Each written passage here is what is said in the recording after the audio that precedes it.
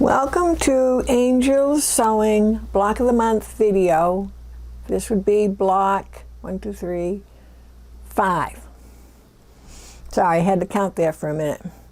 And I've laid the block out in the pieces, and this is how I would do it if I was not recording. So I thought you'd like to see how I approach this. We have 4 corners that are exactly the same. So it wouldn't matter if I sewed them, let me use this one. Wouldn't matter if I sewed them in this direction. They're just 2. Doesn't matter which one's on top, which one's on bottom. Though I will say I tend to put the same one on top the whole way. Because you're just going to turn it. So you don't have to worry about, is it going to fit in the right direction for the corners. It's the same block, sewn the same way, just turned in a different direction. And the same with these 4. So we have 1, 2, 3, 4 that are the same. Now, in this case, we want to make sure that the gray is to the outside. So if you're concerned, which I tend to do this in the order that it's there. I know these 4 I can sew any way I want. Can these I sew any way I want? Well, as long as I'm sewing this pair to this pair, then I'm fine. And so I would just separate them a little bit when I go to get ready to stitch them, so that I remember that this I'm sewing this pair, then I'm sewing this pair, and then I'm putting them together. Now, can I sew this pair and this pair? Sure, I can do that, but I want to be consistent. So I want to do it the same way every time. Now, when I go to do my sewing, I'm going to take a pin and I'm going to flip this one over. I'm going to flip this over. Well, let's go dark side. Let's go dark side up, because we're going to press to the dark side, so we might as well have the dark side up to begin with. So I'm going to just flip this over. I don't have to have it perfectly lined up, and I'm just going to put a pin in the side that I'm going to sew. So I know when I pick this up, I know which side I'm going to sew on. Now, it may seem obvious that I'm doing the long side, but you'll be surprised when you get up to your sewing machine and you're rushing along, or listening to the TV, whatever the case may be, and you just pick the wrong side. It happens.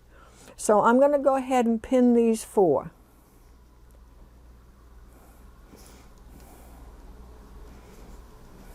And I can just pile them right up, but I always pin them where they are. And pardon my reach there, they're a little ways away from me.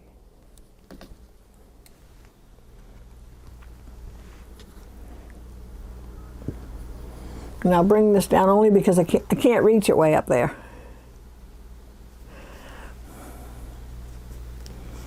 Okay, so I know those 4 are ready to sew.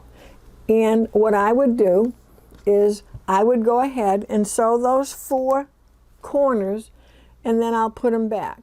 So let's go ahead and do that with these 4, just so I can show you how I'm going to chain piece and do all 4 of them at one right after the other without stopping. So let's switch over to the sewing machine.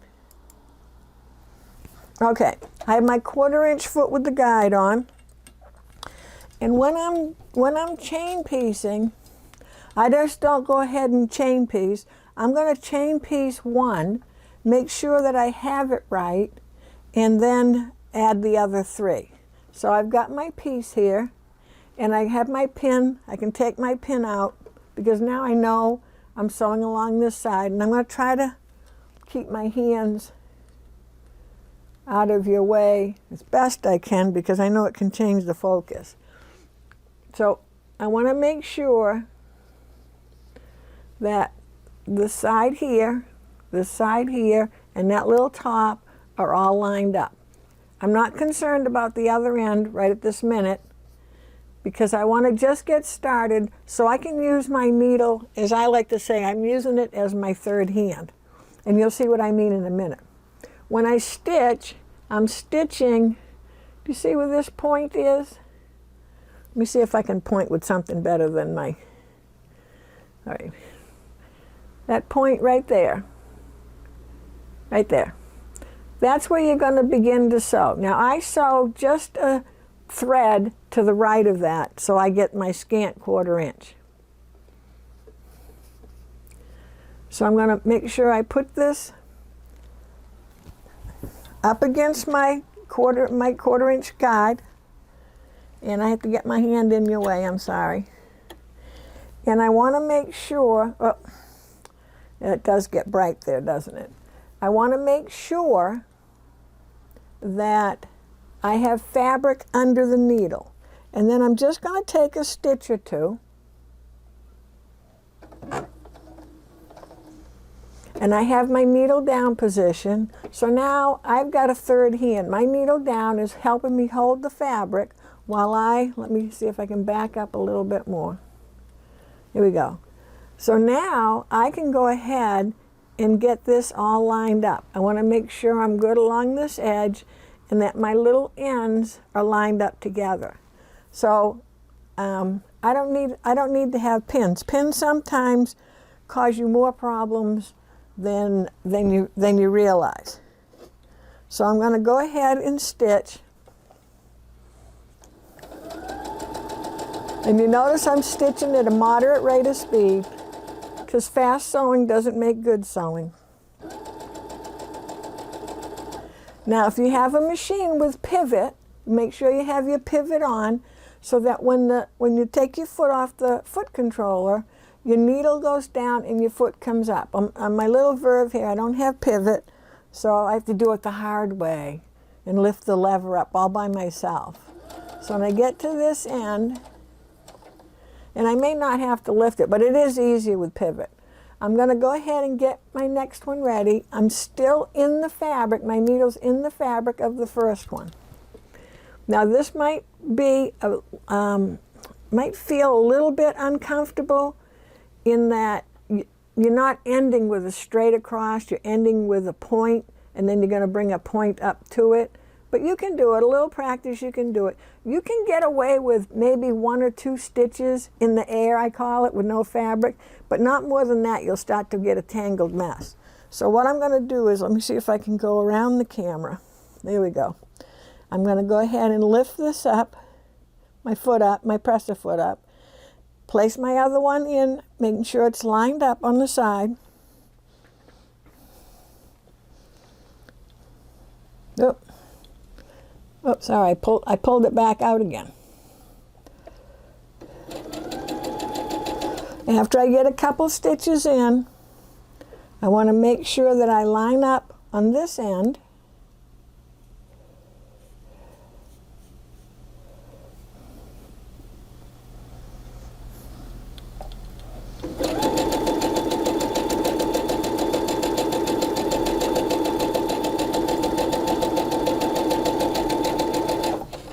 Okay, I'm almost at the very end. Again, my needle is on fabric still. Let me get my next unit.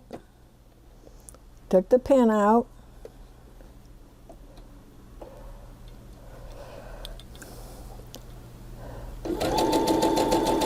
I'm going to stop for a minute. Just check the other end. Make sure it's all lined up. And I want to make sure that I'm lined up here because sometimes one of these guys will just get a little wayward on you, so just pay attention to that.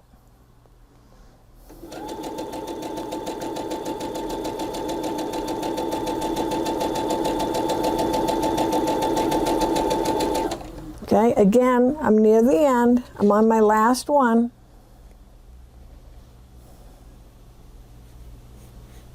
Making sure the edges are lined up.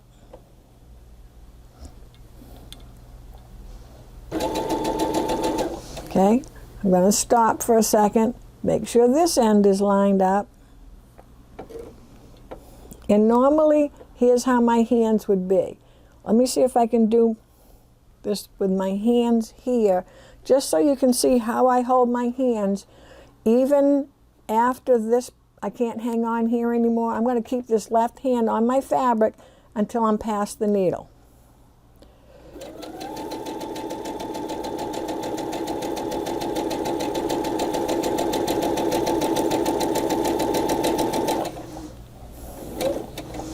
If I keep my hand on that fabric, it's not going to go in or out at that very end, which happens a lot of the time.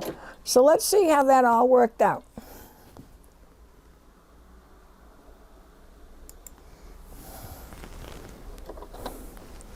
So here's my pieces all in a row.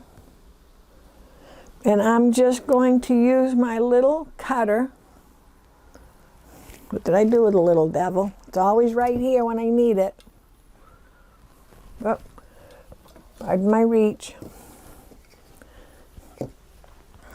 And I can keep a few of my pins in here. So now I've got my own little, or maybe I can put them on this. Oh, look at, is this a magnet?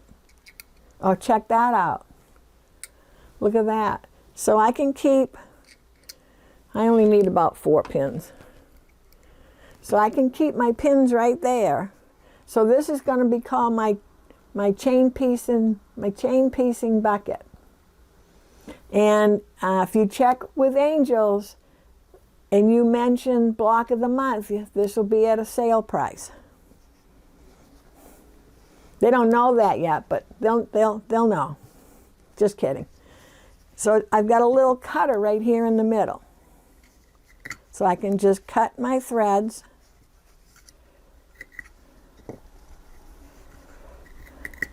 And I'm ready to press these. And once I've had them, well, let me go ahead and press that. Don't you love this little bucket? I think that's the best. I'm going to set that, let me see. I'm going to set it right up on my machine because I've got to do some pressing. And I'm going to go ahead and show you how I press these. So I want them all laying so dark side is up.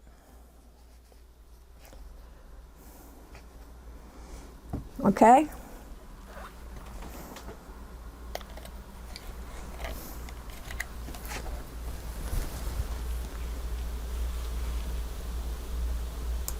Okay, had to pause for a minute because I thought my iron, it was plugged in, but I hadn't turned it on. So let me get my new little favorite bucket out of the way. So we're gonna press down. And we don't want to iron all over the whole thing. We're going to iron just in this spot. And usually I'm going to tell you to use your roller. So, but I know some of you are going to sneak and use your iron. And if you have the travel iron or the smaller iron, it's better. So we're just going to push that over and do that. You notice I'm not going all the way around. I'm just staying in one spot. Okay? So let's do the next one.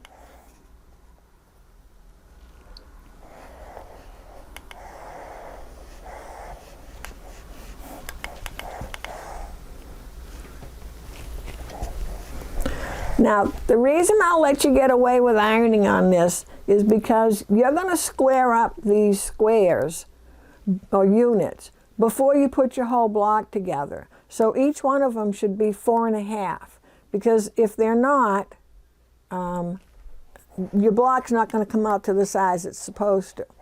So if you stitch your first one, give it a little press, your first half square triangle, give it a little press, check to make sure it measures 4.5 across, square, and then you're good to go. If it's smaller, then you need to move your needle to the right probably with your left-right shift and adjust there, or move your fabric a little closer to the needle on the machine.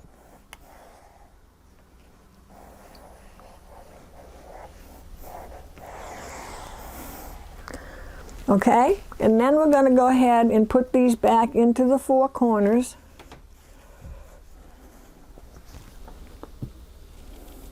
Let me move my little bucket out of the way. Oh, look, I'm missing a block, and I know right where it is. There it is.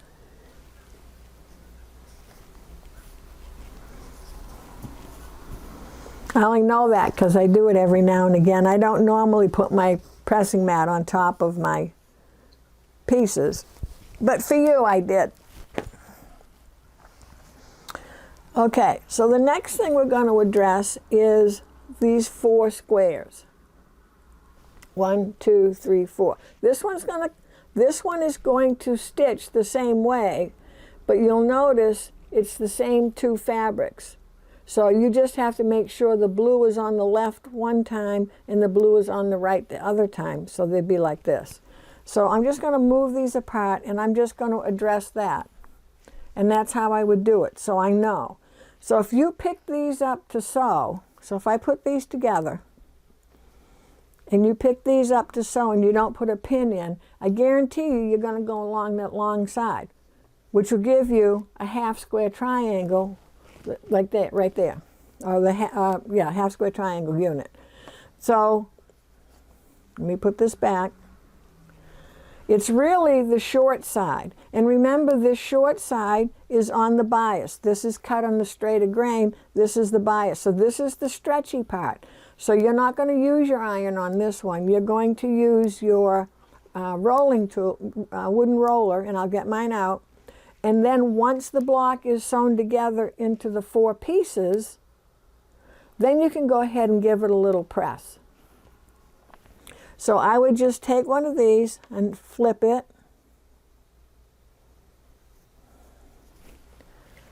Take my little pin. Remember, we only need about 4 pins. We only need 2. So I know I'm sewing on that side. Then I'm going to take this one and flip it. And normally, I would leave it just like straight down here without even moving it and pin it. Now you know when you go to the sewing machine which side that you're stitching on, because we need this striped fabric once on the right, once on the left. So it's in the right, proper place. And this pink is towards the center, and the background color is towards the outside of the block. So let's go ahead and stitch these two units, and I'll show you with chain piecing how handy it is to have them together when we take them off of the sewing machine. So let's go ahead and do this one.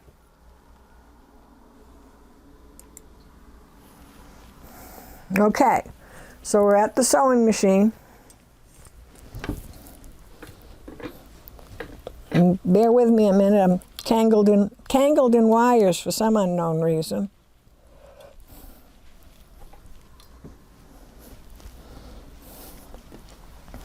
So I'm going to pick this one up. I know which side I'm sewing on. There's my pin. So now I can take my pin out. I can put my little bucket right here. Because remember, this is got a little magnetic end on it. And I'm going to go ahead.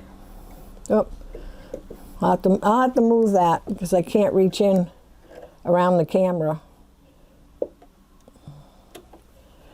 Okay, so I'm going to go ahead and do my usual, take a couple stitches.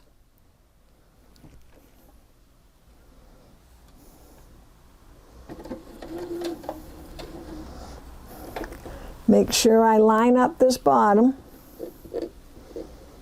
And I'm going to, this is how I would hold it.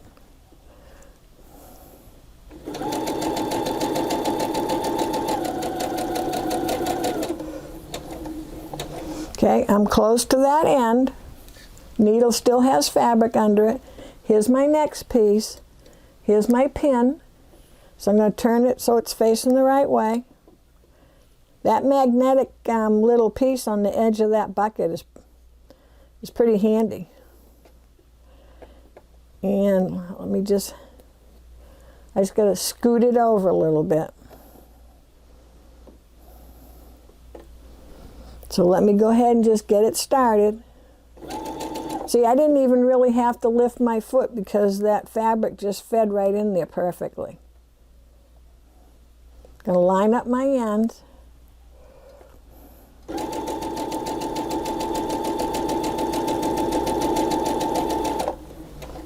Okay, and let's go back to the work table.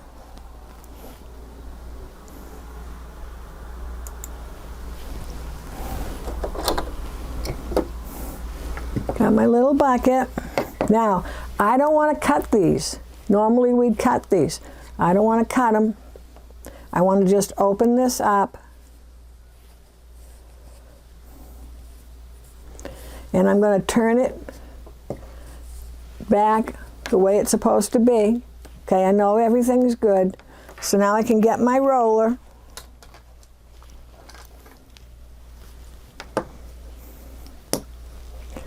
And I'm going to press these both to the stripe side. So I'm going to do this one first. Okay, I need to flip this one over so I have the dark on the top, or the stripes.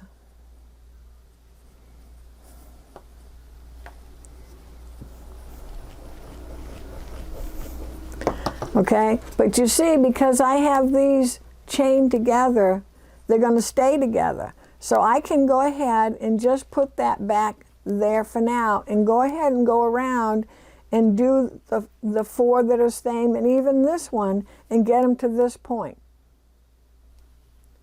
Okay? Then I would just flip one over the other, and it pretty well goes into place.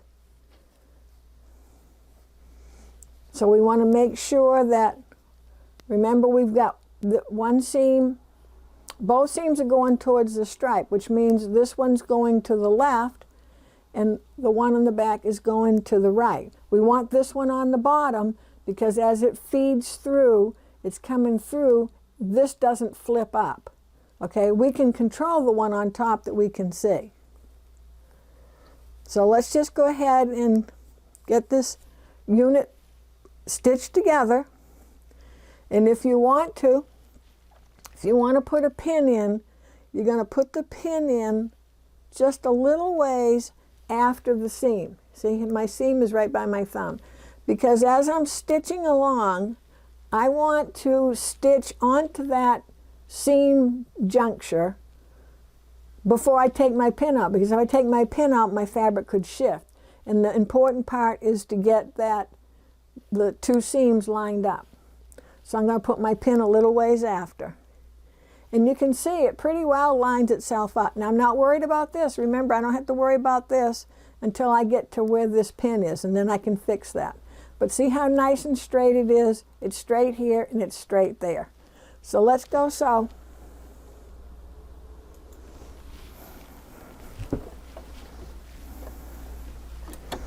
Oh, got my arm in your way again. Again, I want to make sure that there's fabric where my needle is going to come down.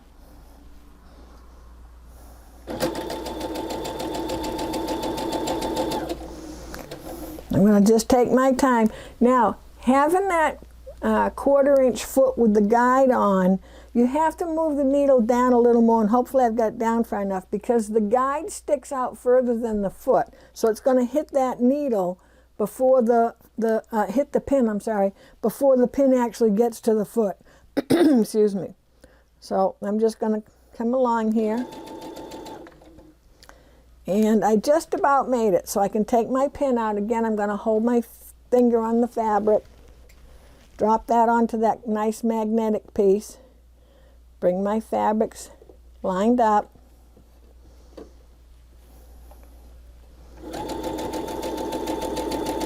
I'm holding on to this fabric until it's done stitching.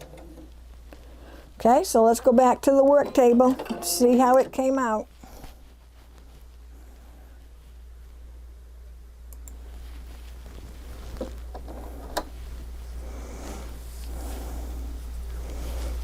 So there we are, nice and even. Okay, so now I'm just going to give a little press, and I know I'm going a little longer than usual on your little demo, but it's like I don't know what point to stop at. So we're going to do the little twirl, and I think we've done this together before. The little twirl or the little pinwheel on the back. So when we look at this, I'm seeing this seam is going clockwise, and this seam is going clockwise. These guys are still standing up. So what I want to be able to do is I want this top seam to go to the right, and the bottom seam to go to the left. So I would be clockwise. You could be counterclockwise. It doesn't matter which one it is. So what we need to do is get out a little seam ripper. You can see that you have a seam going across. What we need to undo is the stitches above the seam. So here's my seam, here's the stitches above. And you have some on both sides. We often think that it's like one seam and it's one side, but remember we did these in pairs separately. So now when I open this up, okay, I'm going to follow clockwise in this case. So this top seam is going to the right, the bottom one is going to go to the left, and you may have, I always end up having like one little stitch that wants to hang on to the bitter end. Let me see if I can see which side it's on.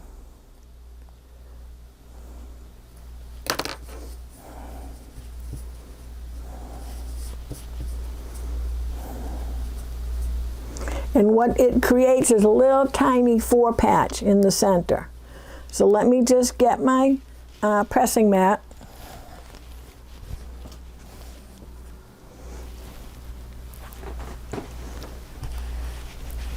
And I wouldn't be doing this part until I've got all of those units done. Oh.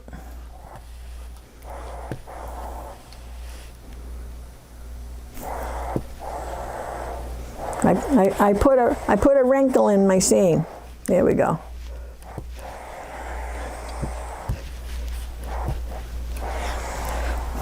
So now when you feel this center, there's no bulk there. It feels the same as over here. It's hot. And let's see if you can see the little, it's pretty tiny. Can you see the little, there we go. You see the little tiny, there's a pink and a pink. So it looks the same as this side, only tiny. See it? See a little tiny? Isn't it cute? Okay, and then I'm going to place that back. So what you'll want to do with your block, let me get all my tools out of the way here. What you want to do with your block, you're going to do the four corners and then put them back. Make sure they measure right. Then go ahead and do the four of these. And you can go ahead and do the pair, and not stitch this part. And then pair, and then stitch across, stitch across, stitch across, stitch across. Do your twirling all at one time. And then just do this one last. So I hope you enjoy putting this block together, and I hope you've learned a few things. So we'll see you next time.